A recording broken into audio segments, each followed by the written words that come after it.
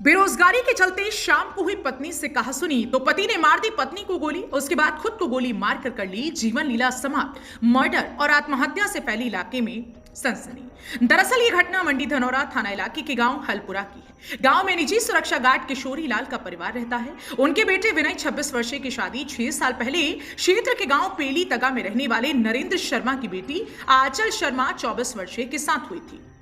आंचल शर्मा पर 2 बच्चे हैं। बड़ी बेटी 4 साल की जबकि छोटा बेटा 2 साल का। विनय कोचिंग सेंटर चलाकर परिवार का पालन पोषण करते थे। लॉकडाउन के समय पर कोचिंग सेंटर बंद हो गया था।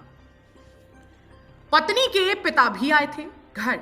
इसके बाद से विनय घर पर ही थे। परिवार में सब कुछ ठीक ठाक चल रहा था। बुधवार की रात विनय ने अपनी पत्नी आंचल शर्मा और मां सुशीला के साथ चाय पी थी। इसी दौरान आंचल शर्मा के पिता नरेंद्र शर्मा भी आए हुए थे। किशोरी लाल अपने समधी नरेंद्र शर्मा के साथ घर के बाहर बरामदे में सोए हुए थे। तभी विनय ने रात लगभग 11 बजे अपनी पत्नी आंचल शर्मा की गोली मारकर हत्या कर दी। साथ ही खुद को भी गोली से उड़ा लिया।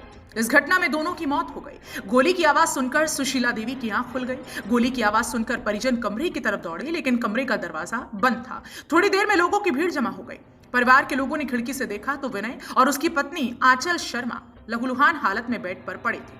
इसके बाद परिवार के लोगों ने कमरे का दरवाजा तोड़ा, फिर कमरे में दाखिल हुए। दोनों के शव खून से लथपथ पड़े थे, जिसे देखकर घर वालों की चीख निकल गई। बताया जा रहा है कि दोनों पति पत्नी में रोजाना की कहासुनी के चलते अनबन रहती थी। साथ ही बताया जा रहा है कि विनय शर्मा कोचिंग सेंटर चलाते थे, लेकिन कोरोना काल में कोचिंग सेंटर बंद हो गया, जिसके बाद से वो गांव में ही था और घर पर ही रहता था। मृतक के पिता किशोरी लाल ने बताया कि रात दोनों ने साथ में बैठकर खाना खाया था और दोनों अपने कमरे में करीब 9:30 बजे सोने चले गए। इसके बाद 11 बजे ये घटना हो गई। दोनों आपसी विवाद इनमें होता रहता था, लेकिन कल रात कुछ नहीं हुआ था। इस मामले में सर्कल सीओ श्वेताब भास्कर का कहना है कि विनय शर्मा ने पहले अपनी पत्नी की गोली मारकर हत्या कर दी और बाद में खुद को भी गोली मार ली। दोनों के शवों को कब्जे में लेकर पोस्टमार्टम को भेजा गया है। पारिवारिक विवाद इस घटना की वजह बताया जा रहा है। फिलहाल मामले की जांच की जा रही है।